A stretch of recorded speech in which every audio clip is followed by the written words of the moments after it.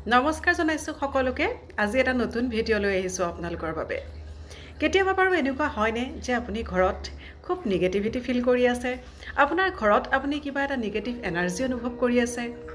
আপোনাৰ আশে-পাশে যেন সেই নেগেটিভ এনাৰ্জি আছে আপোনাৰ তেনেকুৱা লাগিছে তেনেকুৱা অনুভৱ কেতিয়াবা হয় নেকি বাৰু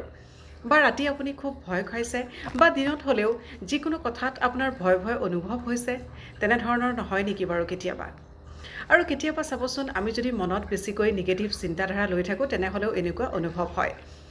যদি আপোনাৰ মনটো পজিটিভ হৈ থাকে তেনেহলে আপোনাৰ চাৰিওফালৰ পৰিৱেশটো পজিটিভ যেন লাগে কিন্তু যদি আপোনাক নেগেটিভিটিয়ে আৱৰি ৰাখিছে আপুনি কোনো কামতে আপুনি উন্নতি সাধন কৰিব পৰা নাই সকলোতে আপোনাৰ বাধা আহি আছে আৰু তাৰোপৰি মই যেটো কথা কৈছো যে নেগেটিভ এনাৰ্জি হ'ব পাৰে বা আপোনাক হয়তো কোনোবাই কিবা বেয়া কৰিছে আপোনাৰ লগত তেনেকুৱা অনুভৱ হৈছে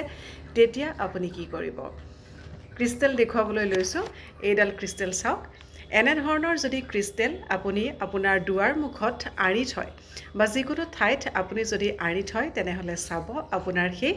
নেগেটিভ এনাৰ্জি যেটো আপুনি ফিল কৰি আছিল নিমিষতে সেইটো নোহোৱা হৈ পৰিব আশা কৰিছো ভিডিওটি চাই ভাল পাইছে থ্যাংক ইউ